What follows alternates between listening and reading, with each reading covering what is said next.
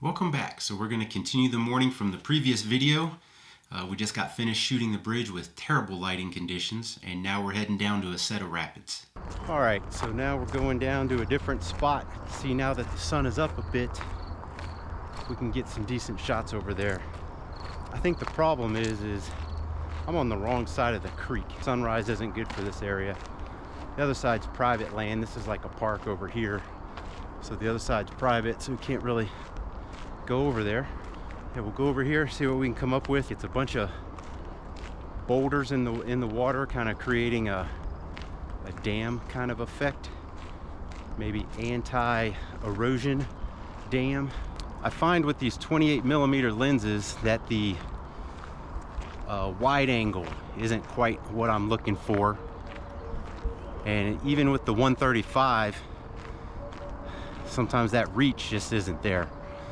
When I first got here, there was a drake and hen mallard with several babies in the creek, but I couldn't get anywhere close to them with the 135, even though I was only maybe 50 yards away from them. Just couldn't do anything with the camera. I have a partial solution for that, and we'll do that in the future. Come down here with a different camera, different lens, instead of two full frames with overlapping focal lengths. When I was preparing these two cameras last night, making sure they had batteries and everything, I knew I was going to want that other camera. Now the 5D Mark II with this lens is extremely affordable, and I'll put the price up right here. I forget what I got into it. And the 6D with this lens is not that much more. So both these combos, I believe, are under $500. With everybody abandoning DSLRs and going to mirrorless cameras, piles of these things are on the used market. There are good deals to be had out there for sure. Lenses, dime a dozen in the Canon EF line.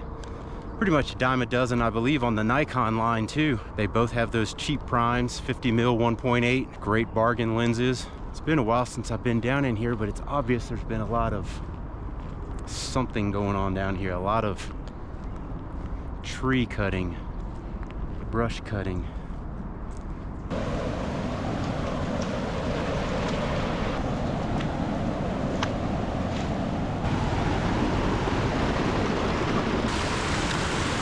I have a feeling this bad boy is pretty deep.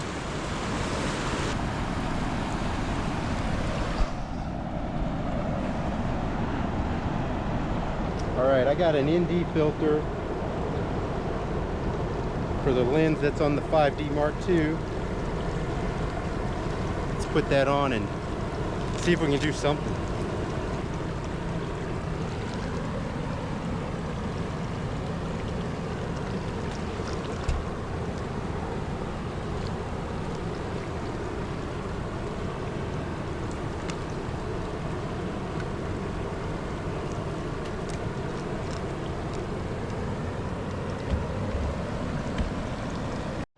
Really weird. For some reason I cannot get it to can't get the camera to give me an even exposure.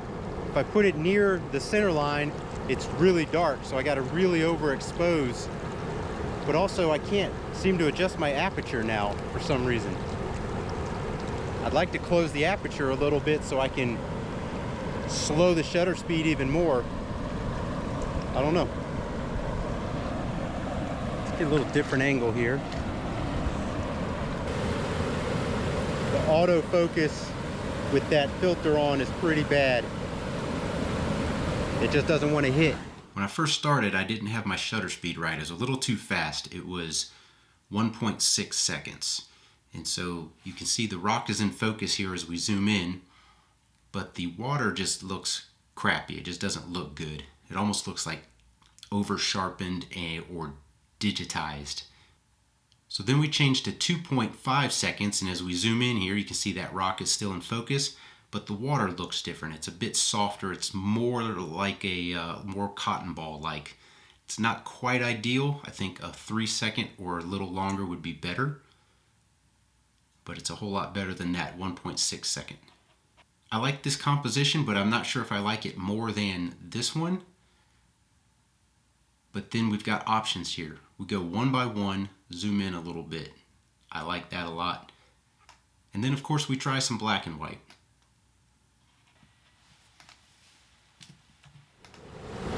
All right, now I'm gonna use the 6D and try to freeze the rapids. Go real high on the shutter speed. Got my ISO up pretty high. I got it on 800. I think I go to 400. So I think we did a pretty good job freezing. As we zoom in, you can see the rock is in focus up there in the top center, and the water is frozen in time right there. Do a couple different compositions with the 6D, freezing it here at high shutter speed. And there's the 5D setup doing its thing.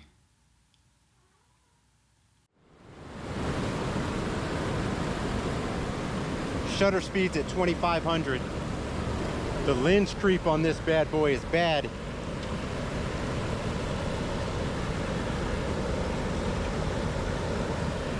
All right, right here is the real case for an articulating screen.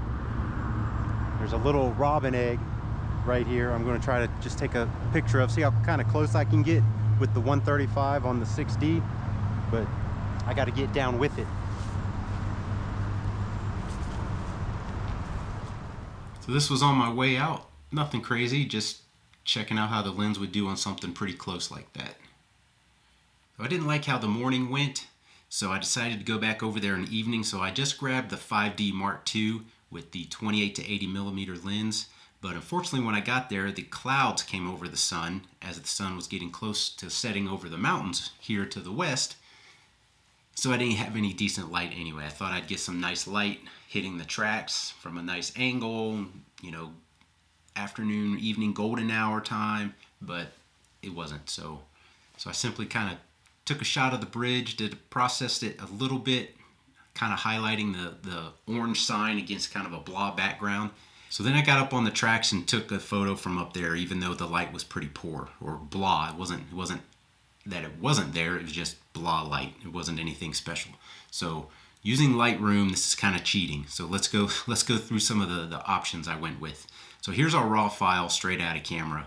Kind of flat, but that's how raw files are. So then I processed it a little bit, and we got this look.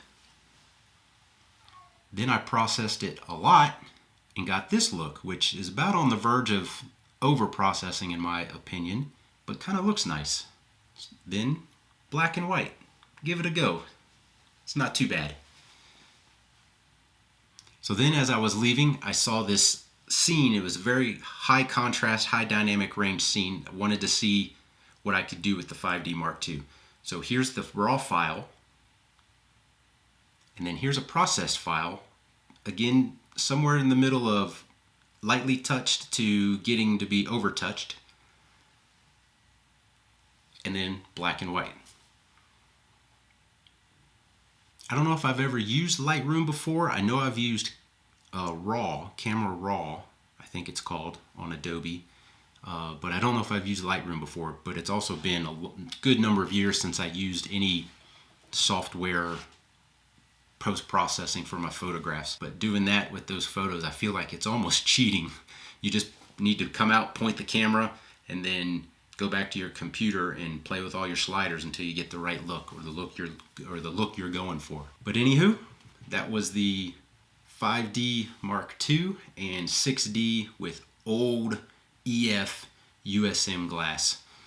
1991 lens here and a 1998 lens here. I don't know when they were made or when they were discontinued, but that's when they came out and debuted. So if you like this video, give us a thumbs up, hit the subscribe button down there. Thanks for watching.